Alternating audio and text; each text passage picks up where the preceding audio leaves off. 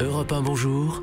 Raphaël Duchemin. 6h19 sur Europe 1. A-t-on enfin trouvé la solution pour garantir un prix qui permette à nos éleveurs de vivre décemment? C'est une des promesses, en tout cas, vous le savez, du projet de loi agriculture et alimentation qui sera demain justement devant les sénateurs. Sauf que, selon les syndicats, le compte n'y est toujours pas.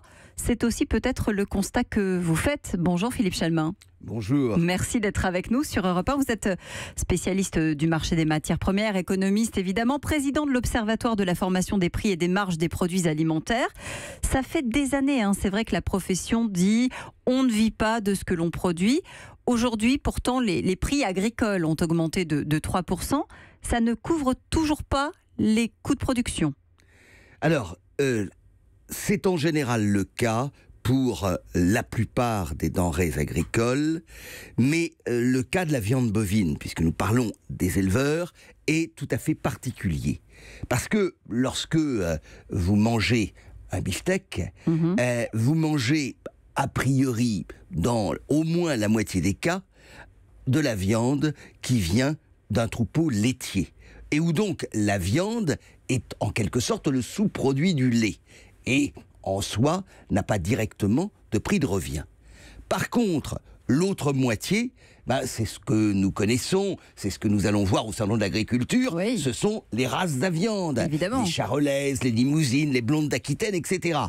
Et là, depuis que l'Observatoire existe, c'est-à-dire depuis maintenant 8 ans, nous avons des séries, et je peux vous dire que jamais les producteurs de ce que nous appelons ces races allaitantes n'ont couvert la réalité de leur coût de production, c'est-à-dire en intégrant quand même un coût du travail, pas excessif, 2 € par personne, et un petit peu le coût du capital. Pardon, mais ça signifie que, par exemple, quand je vais acheter 1 kilo de navets, 1 kilo de carottes, là, le producteur s'y retrouve. En revanche, quand je vais acheter un beefsteak, là, c'est moins le cas. Non, la caractéristique aujourd'hui, nous sommes sortis de ce qu'on appelait la politique agricole commune, oui. dans lequel les prix étaient déterminés à Bruxelles. Politique agricole commune qui garantissait le juste prix aux éleveurs? Non, elle ne garantissait pas le juste prix, elle garantissait des prix administrés, des prix politiques, mais qui étaient relativement rémunérateurs pour les producteurs. Aujourd'hui, cette époque est terminée, nous sommes sur des marchés totalement instables, et donc, par exemple, l'année dernière, les producteurs de porc ont couvert la réalité de leur coût de production parce qu'il y avait de fortes importations chinoises, les prix du porc ont monté. Par contre, à la suite d'excellentes récoltes mondiales, les prix du blé se sont effondrés. Les producteurs de blé n'ont pas couvert la réalité de leur coût de production. En viande bovine, la situation est très différente du fait de la dualité de ce... On a 2 troupeaux en quelque sorte. On a un troupeau laitier qui se rémunère sur la vente du lait. Et puis, lorsque les vaches ont terminé de produire, on appelle ça les vaches de réforme, elles sont envoyées à l'abattoir. Et ça fait de la viande qui est tout à fait correcte. Il faut se rendre compte que la moitié de la valorisation d'une carcasse, c'est du steak haché. Mais ça n'est pas leur valorisation première, en tout cas. Voilà. Et par contre, vous avez ceux qui, en particulier dans les zones de montagne, etc., sont sur des élevages allaitants, et donc, eux, ils ne se rémunèrent que sur la viande.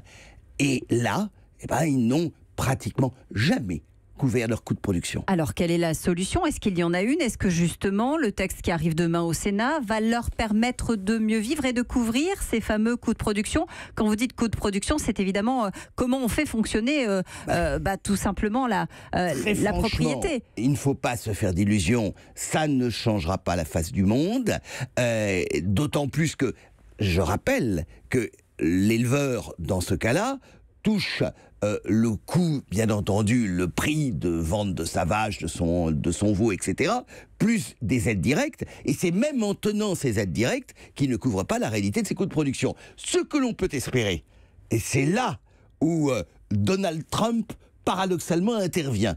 Je vous vois froncer le sourcil.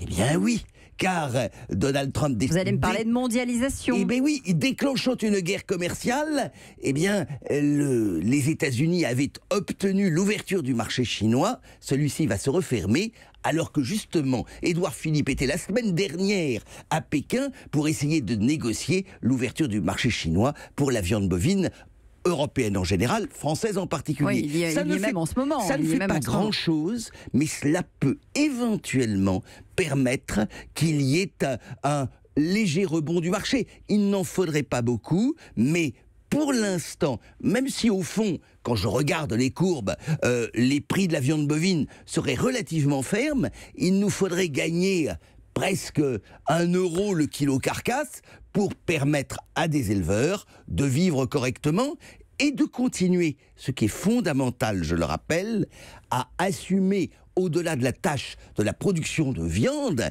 eh bien, l'aménagement de notre territoire. Est-ce que l'inversion justement du prix, puisque maintenant le prix va être inversé, en tout cas la conception du prix tel qu'on le dit, en tout cas, je vous vois hésitant, est-ce que ça peut changer la donne justement pour eux? C'est-à-dire qu'eux vont dire, voilà, moi, pour vivre, j'ai besoin de ça, à vous de faire le prix. Je ne suis pas sûr que cela soit comme cela que cela fonctionne dans la vraie vie, dans la mesure où nous sommes sur des marchés non seulement français, mais européens et même, je l'ai dit, mondiaux.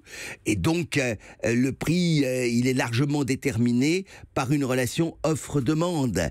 Et d'autre part, alors on peut toujours jouer, on doit jouer des notions de qualité, etc.